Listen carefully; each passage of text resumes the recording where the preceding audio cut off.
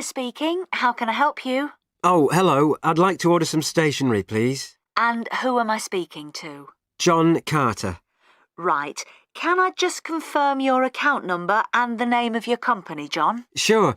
The account number is 692411. 692411. Right. And you're from Rainbow Computers? No, the company is Rainbow Communications. Oh, OK. I'll just fix that on the system. Communications. And what would you like to order, John? Envelopes. We need a box of A4, that is, normal size envelopes. White, yellow or manila? We'll have the plain white, please. But the ones with the little windows. OK. One box, A4, white. Just the one box, was it? On second thoughts, make that 2 boxes. We go through heaps of envelopes. As a matter of interest, are they made from recycled paper? No, you can't get white recycled paper. The recycled ones are grey, and they're more expensive, actually. Right, we'll stick to white then. Something else, John? Yes, we need some coloured photocopy paper. What colours do you have? We've got purple, light blue, blue, light green, whatever you want, pretty much. There are 500 sheets to the pack. Right, let's see. We're going to need a lot of blue paper for our new price lists. So can you give us 10 packs, please? Make sure it's the light blue, though. 10 packs of the light blue. The woman asks the man if he needs anything else. Look at questions 8 to 10.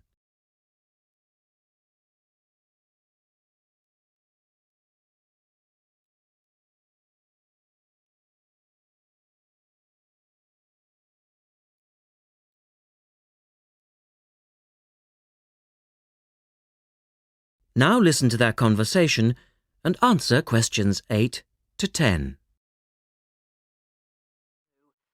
Anything else that we can help you with? Let me think. What else do we need? I'm sure there was something else. Pens, paper clips, fax paper, computer supplies, office furniture? Oh yes, we need floppy disks. Do you have those nice coloured ones? Yes, but they're a bit more expensive than the black ones. Oh, that's all right. I'm not paying anyway. Right. Floppy disks.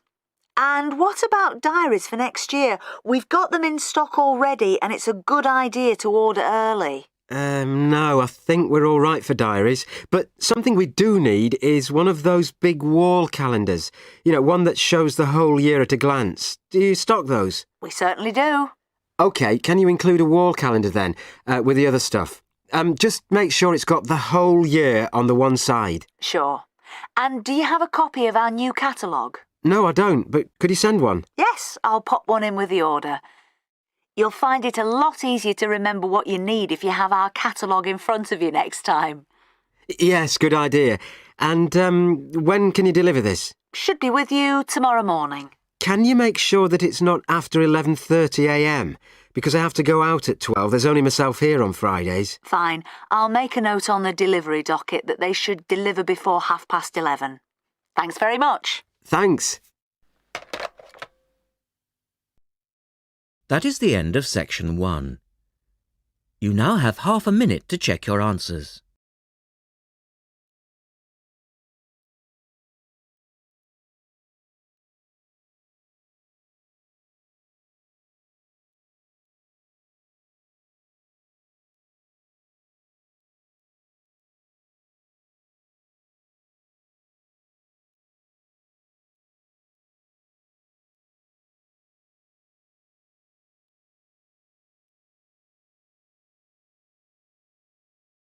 Now turn to section 2 on page 113.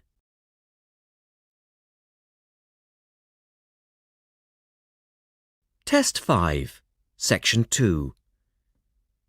You will hear a reporter talking on the radio about an artist's exhibition. Look at questions 11 to 18.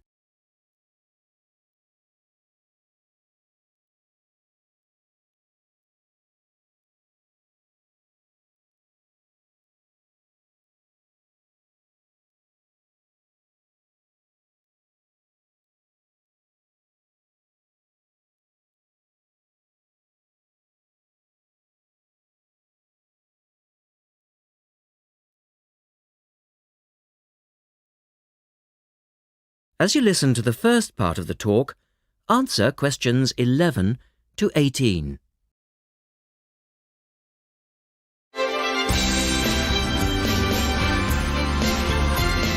And now for some information on local events and activities. A couple of announcements for art lovers and budding artists alike. First, a new collection of artwork is going on show to the public next month in the form of an artist's exhibition. The exhibition will include many different types of art, over 100 different pieces by 58 artists from the local area. It's being held at the Royal Museum, which, for those of you who are unfamiliar with the area, is located opposite the library in West Street, right on the corner. The actual address is number 1 Queen's Park Road. It isn't difficult to find. The exhibition will run for 9 weeks and will begin on the 6th of October and continue until the 10th of December. So there's plenty of time for you to go along and have a look, and I'm sure that will be worth doing. What will you see there? Well, amongst the items on display will be some exciting pieces of modern jewellery, furniture, ceramics, metalwork and sculpture. To give you some examples, local artist Kate Main will be there to discuss her collection of pots and bowls that she has made to resemble garden vegetables. They're the sort of thing that would brighten up any dining table and range from things like yellow cabbage-shaped bowls to round tomato-shaped teapots. Prize winner Cynthia Corse will also be there to talk about her silver jewellery, all of which she produced using ideas from the rural setting of her country home. Some of her rings are quite extraordinary and have beautiful coloured stones in them. Or, if you prefer sculpture, there's plenty of that too. Take, for example, Susan Cupp's sculpture of 25 pairs of white paper shoes. It sounds easy, but believe me, it looks incredible. All of these items, along with many others, will be on sale throughout the exhibition period. As part of the exhibition, there will be a series of demonstrations called Face to Face, which will take place every Sunday afternoon during the exhibition, and these will provide an opportunity for you to meet the artists. Now look at questions 19 and 20.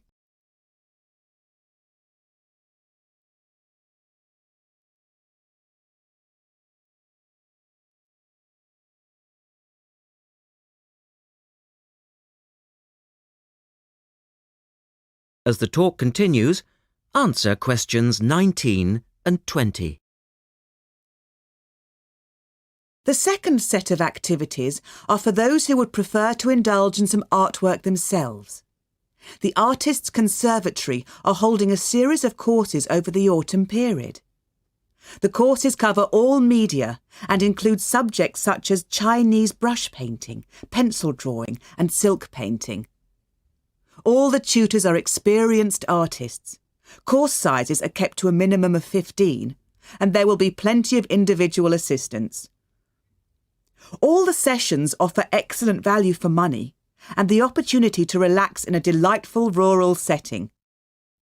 Fees are very reasonable and include the use of an excellent studio and access to the art shop, which you will find sells everything from paper to CDs. And they also include the provision of all materials. For more information on dates, cost and availability, you should get in touch with the programme coordinator on 4592 839 584 or go direct to the website, which you will find is... That is the end of section 2. You now have half a minute to check your answers.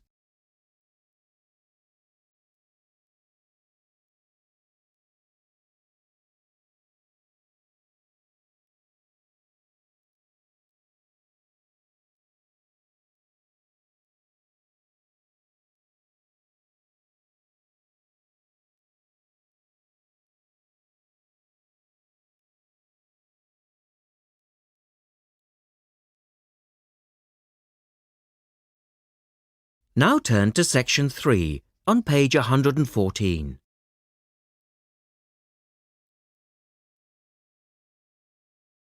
Test 5, Section 3.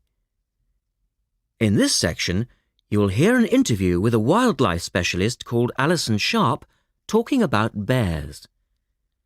In the first part of the discussion, they are talking about the history of the bear.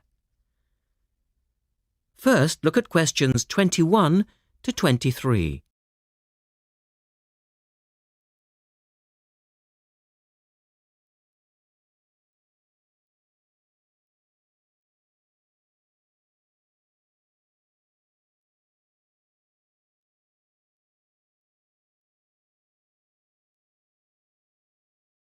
Now listen to the first part of the interview and answer questions 21 to 23.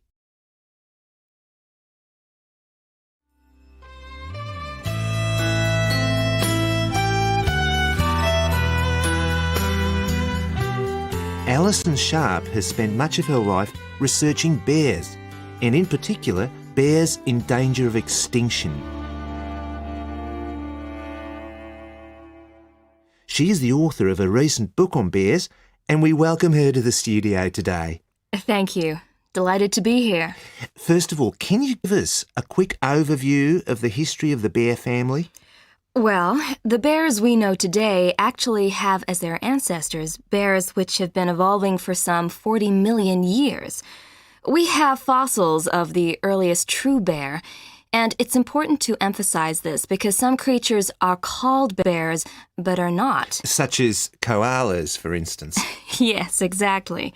Fossils of the true bear show a small dog-size animal with characteristics that show a blending of dog and bear traits. So the general belief is that dogs and bears were of the same family? Yes, that's the theory. And then we see the arrival of the early cave bear. We know from cave drawings that Neanderthal man used to worship this bear and at the same time fear it. Understandable, perhaps. Yes, but they need not have worried because the cave bear only ate plants. In fact, the cave bear survived 2 ice ages, but then became extinct.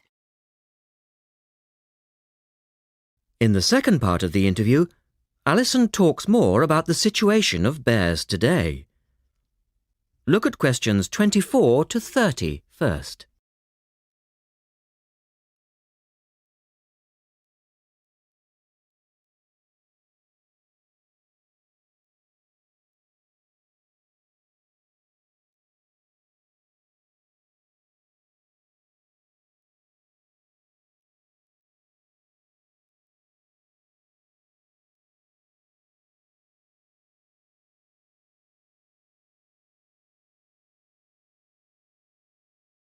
Listen carefully and answer questions 24 to 30.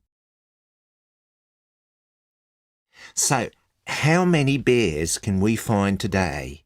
And are any of them in danger of extinction? Well, I'll answer your first question first.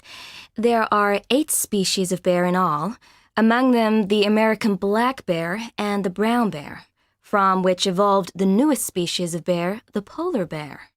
So, how old is the polar bear?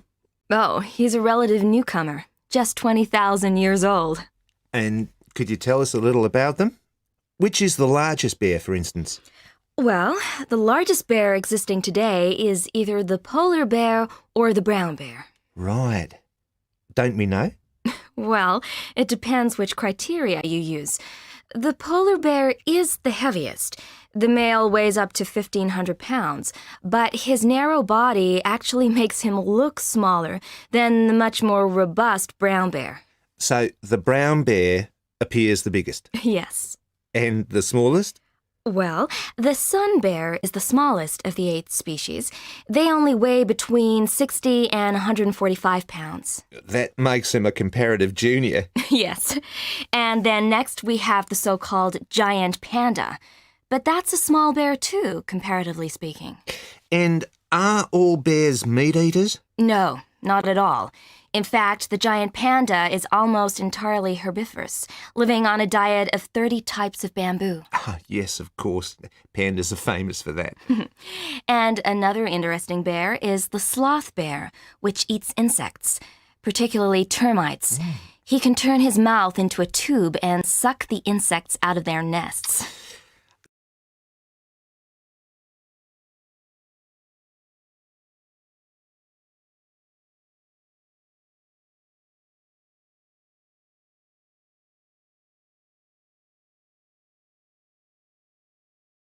So, going back to my second question, are bears really in danger of extinction? Yes, indeed, they are. The sun bear in particular, as they've been hunted almost out of existence. And the habitat of the panda is also being reduced on a daily basis. Can anything be done to reduce the threat to these endangered species? I know, for instance, that it's very hard to breed bears in captivity. Yes. Well, I think that by raising people's awareness generally, we can reduce conflict between humans and animals, to stop the slaughter in parts of the world where bears are still hunted, supposedly in self-defense or to protect livestock, but often quite unnecessarily. And we can also encourage governments to preserve the natural environment of the bear, rather than allow the areas where they live to be systematically destroyed in the name of progress. Yes, of course. And in addition to these global efforts, all profits from the sale of my book will go toward the United Nations Bear Protection Program. That's wonderful. And with the news coming up, thank you for your time, Alison, and best of luck with the book. Thank you very much. That is the end of section 3. You now have half a minute to check your answers.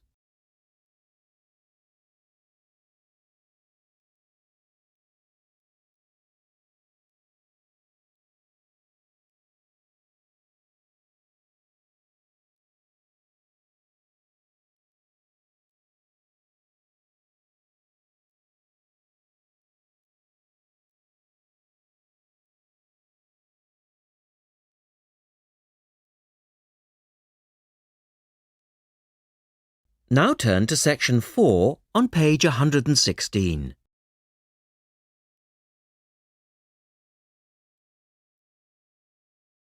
Test 5, section 4. You will hear a lecturer talking about the solar eclipse in history. First, you have some time to look at questions 31 to 36.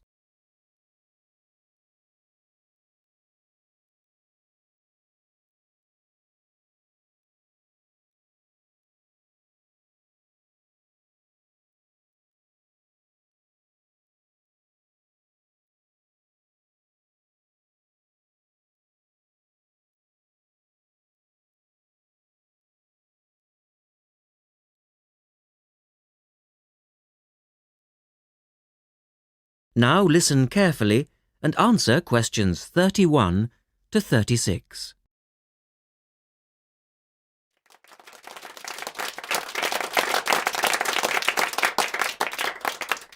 Good evening and welcome to this month's Observatory Club lecture. I'm Donald Mackey and I'm here to talk to you about the solar eclipse in history. 1,000 years ago, a total eclipse of the sun was a terrifying religious experience. But these days, an eclipse is more likely to be viewed as a tourist attraction than as a scientific or spiritual event. People will travel literally miles to be in the right place at the right time to get the best view of their eclipse. Well, what exactly causes a solar eclipse when the world goes dark for a few minutes in the middle of the day? Scientifically speaking, the dark spot itself is easy to explain. It's the shadow of the moon streaking across the Earth. This happens every year or two, each time along a different, and to all intents and purposes, a seemingly random piece of the globe. In the past, people often interpreted an eclipse as a danger signal heralding disaster, and in fact the Chinese were so disturbed by these events that they included among their gods one whose job it was to prevent eclipses. But whether or not you're superstitious or take a purely scientific view, Our earthly eclipses are special in three ways. Firstly, there can be no doubt that they're very beautiful. It's as if a deep blue curtain had fallen over the daytime sky as the sun becomes a black void surrounded by the glow of its outer atmosphere. But beyond this, total eclipses possess a second, more compelling beauty in the eyes of us scientists, for they offer a unique opportunity for research. Only during an eclipse can we study the corona and other dim things that are normally lost in the sun's glare. And thirdly, they are rare. Even though an eclipse of the sun occurs somewhere on Earth every year or two, if you sit in your garden and wait, it will take 375 years on average for one to come to you. If the moon were any larger, eclipses would become a monthly bore. If it were smaller, they simply would not be possible. The ancient Babylonian priests, who spent a fair bit of time staring at the sky, had already noted that there was an 18-year pattern in their occurrence, but they didn't have the mathematics to predict an eclipse accurately. In the second part, the speaker talks about a number of scientists. Look at questions 37 to 40.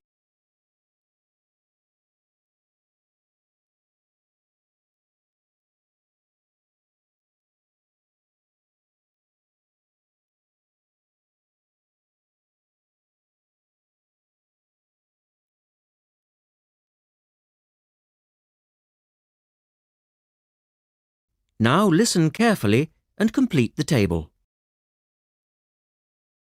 It was Edmund Halley, the English astronomer, who knew his maths well enough to predict the return of the comet, which incidentally bears his name, and in 1715 he became the first person to make an accurate eclipse prediction.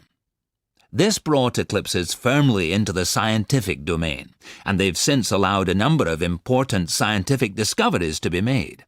For instance, in the eclipse of 1868, two scientists, Janssen and Lockyer, were observing the sun's atmosphere, and it was these observations that ultimately led to the discovery of a new element. They named the element helium, after the Greek god of the sun.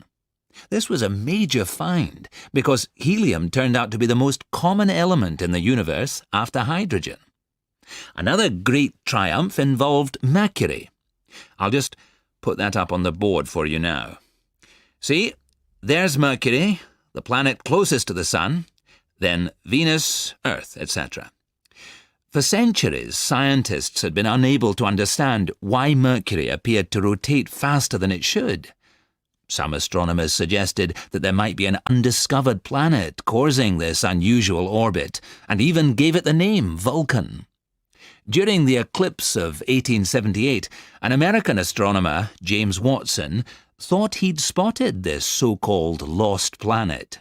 But, alas for him, he was later obliged to admit that he'd been wrong about Vulcan and withdrew his claim. Then Albert Einstein came on the scene. Einstein suggested that, rather than being wrong about the number of planets, astronomers were actually wrong about gravity. Einstein's theory of relativity, for which he's so famous, disagreed with Newton's law of gravity in just the right way to explain Mercury's odd orbit. He also realized that a definitive test would be possible during the total eclipse of 1919, and this is indeed when his theory was finally proved correct. So there you have several examples of how eclipses have helped to increase our understanding of the universe. And now let's move on to the social aspects, and I think you'll find... That is the end of section 4. You now have half a minute to check your answers.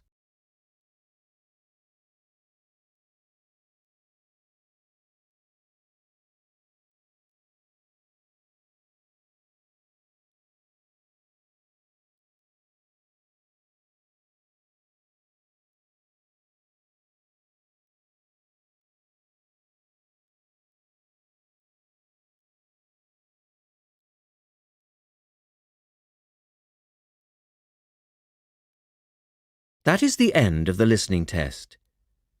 At the end of the real test, you will have 10 minutes to transfer your answers to the listening answer sheet. Published by and copyright Pearson Education Limited, 2001.